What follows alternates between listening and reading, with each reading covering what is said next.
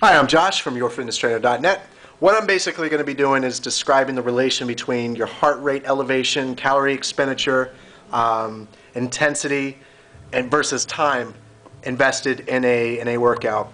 I am using the unconventional method of holding my camera while I'm presenting this because I think this is going to be a little bit easier for me to do instead of being in front of a group of people holding a camera. Anyway, never mind that. And this is going to be an incredible experience for you, a very informational learning experience. Anyway, here's what I have. I have over here on this axis here, you have calories, intensity, and heart rate. HR is heart rate. Right here you have time and duration.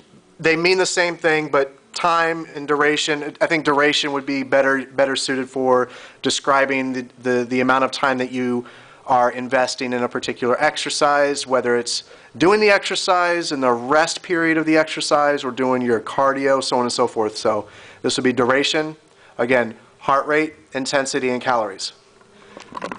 What I always use is what they call the rate of exertion, rate of perceived exertion. 0 is sitting down in a chair, and 10 is pushing a car uphill in the snow. So when you're looking at intensity, you want to make sure that you're looking at the right intensity per exercise. You want to be challenging yourself for every exercise and every workout that you do. So when we do, we're looking at heart rate, intensity, and calories here. We're starting off, this would be your resting heart rate, or I would just say not 0, but resting heart rate.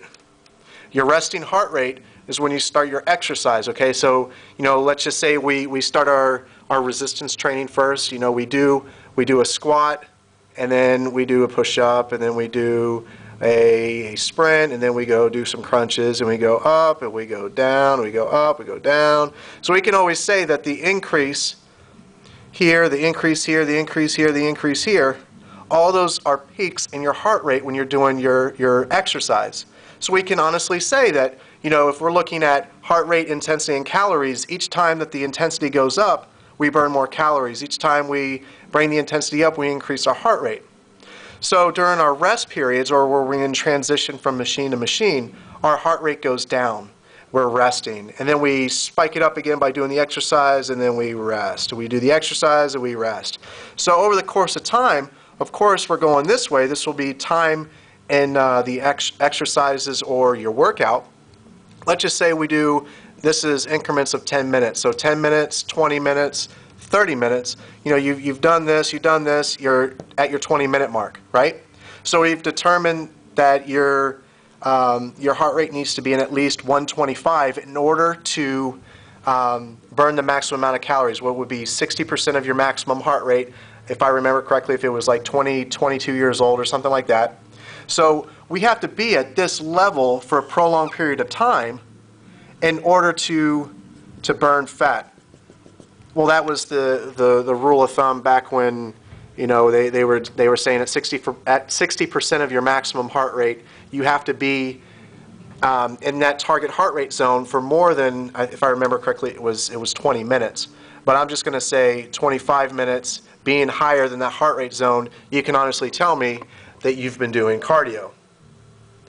I know that cardio is higher than 75% of your max heart rate, which could be like 145. I would have a calculator on me if I were to determine your age.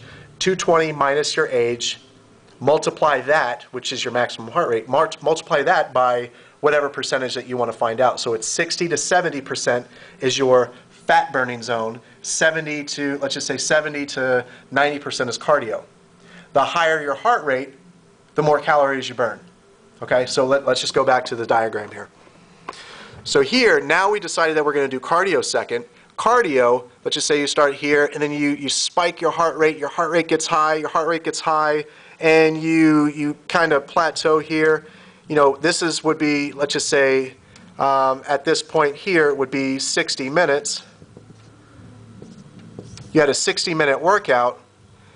We can say that here the intensity, calories, and intensity, or heart rate, intensity, and calories, all are up here, right? Over here. So this whole area, you've been in a prolonged heart rate zone that's higher than resistance training, so you're burning more calories when you're doing your cardio.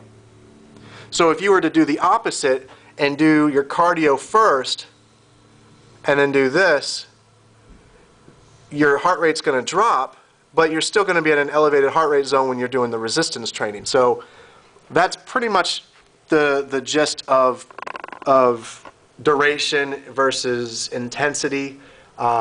Making sure that your heart rate is elevated. You can actually be doing cardio when you do resistance training. You just have to make sure your heart rate is higher than that 60% level. Having a heart rate monitor.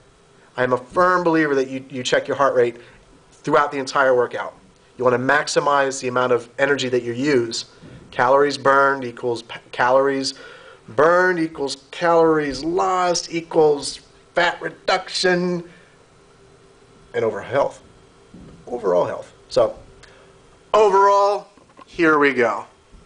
That's your recap for the day. Have an incredible day, and I look forward to hearing from you. Talk to you soon.